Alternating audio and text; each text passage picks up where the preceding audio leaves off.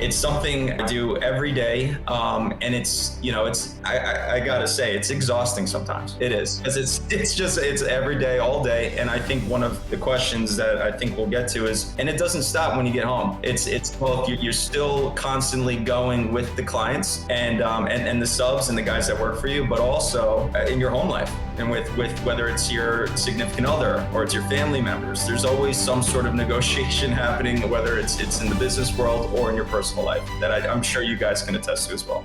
So to put it simply, there's a few subcontractors that stand out because of their work and because of their accountability more so than others. So we may be going back and forth, and it could be, I'll use this guy Silverio who does our pools. Silverio will say, yeah, JB, like we can take a discount here, but who are you going to call and know that they're going to show up the next day? It's not going to be anyone else. It's going to be me. So there is a little bit of back and forth, and there is power there.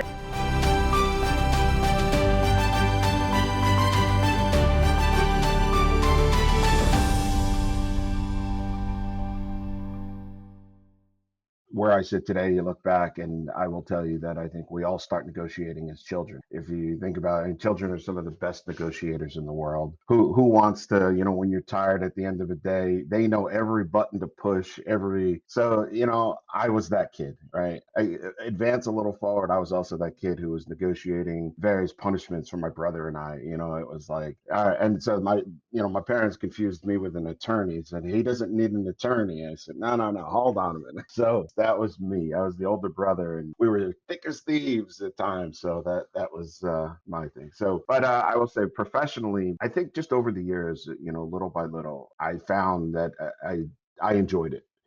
I think, again, starting personally, it was really car buying. A lot of people hate that. I love it. But meeting people, there's one person in particular that I would credit for my professional development, or startup, I should say. John Barbieri. He was a salesman with Thermophil, Asahi Thermophil, and he was just an amazing guy. And he had a lot of patience. And he and I developed an amazing relationship. And he was the one who taught me, relationship is key. Honesty, integrity, trust, and building that was so important. And it was amazing how well he did it. We worked together for many years. He made me understand that, our relationship was always above board, and it was always beneficial to his organization and mine. And yeah, he taught me so much and inspired me to learn so much more, to the point where his company brought us up and at his retirement day, and we surprised him, a couple of us, that it was a really, he is still a great guy. I talk to him every once in a while. He's great. He's retired, but he's the one who's given me the most, that kind of kickstart early in my life. Yeah. So, part of our job as we try to find the strategic relationships, right? We're dealing a lot with very technical teams. Being an engineer myself, I can appreciate that, when you have something and you have trust in it, a widget, some sort of silicon part, they're rewarded for going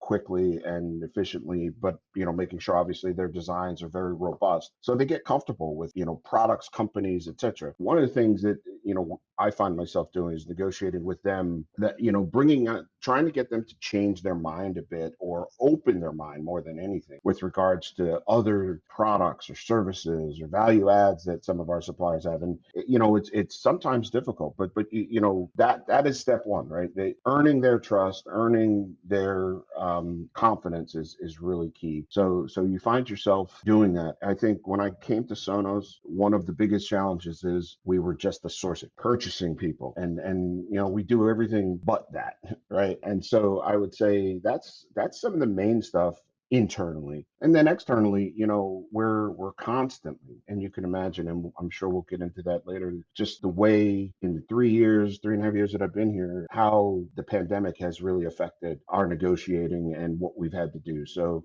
we're constantly negotiating, and working both internally and externally to balance those things. And it's I've learned a lot. I really have.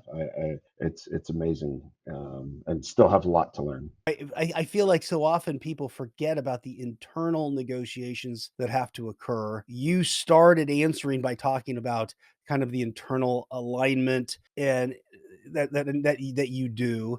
Is that, I mean, from where you sit, are those internal negotiations sometimes more difficult than the external? Or are they just different? They can be more difficult, right? Because you have a group of people who kind of set or have a strong foundation. I say I'm an engineer, but I am nowhere near the capabilities that some of these folks are. So you take that with a grain of respect. So you have to earn their respect. You have to be able to understand how to influence them, right?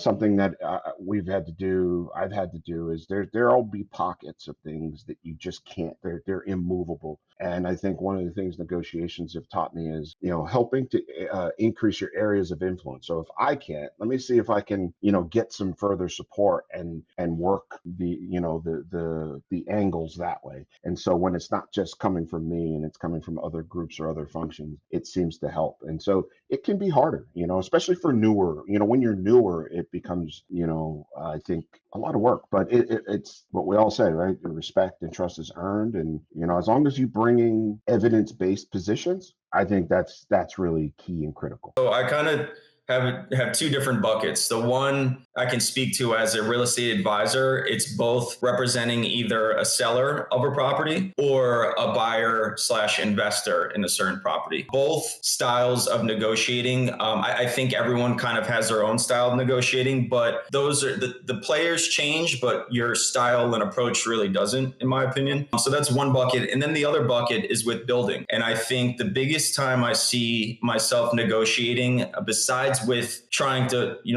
appease the client when we're building custom homes, is with subcontractors. Meaning, so if we're the general contractor on a project, we need to make sure that our subcontractors, whether that's plumbing, siding, masonry, different landscapers, that they're all aligned with our common goal, which is to finish a product or finish a home in a certain period of time, but also maintaining that integrity of the product. And what and I'm going to kind of say money a lot, but what makes our business go is really that bottom line. And so if we're able to negotiate with subcontractors to either leverage the fact that they can secure our business down the road with future projects, and that means maybe they're doing it for a little bit less money, whether it's, again, they're doing the patio outside, it's usually $25,000, but if you guys do it for $18,000, we secure the next two projects that are already lined up down the road. So I think there's two different buckets there, but it's something, Aram, I do every day. And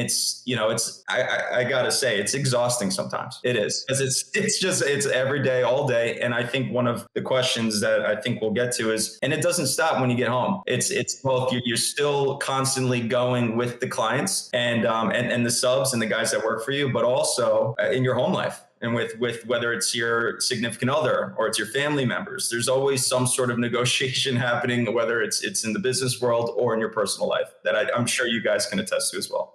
So to put it simply, there's a few subcontractors that stand out because of their work and because of their accountability more so than others. So we may be going back and forth, and it could be, I'll use this guy Silverio who does our pools. Silverio will say, yeah, JB, like we can take a discount here, but who are you going to call and know that they're going to show up the next day? It's not going to be anyone else. It's going to be me. So there is a little bit of back and forth, and there is power there. And I think to more simply put the answer is, if it goes back to these core values, right? It's the accountability factor. It's the trust factor. It's the relationship between either A and B players within a negotiation. So yeah, I think I see it more often than not. I typically think they're going to fold, but they usually come back with something strong. And then it's sort of finding a compromise and figuring out how to work together going forward. And we will see you in the next episode.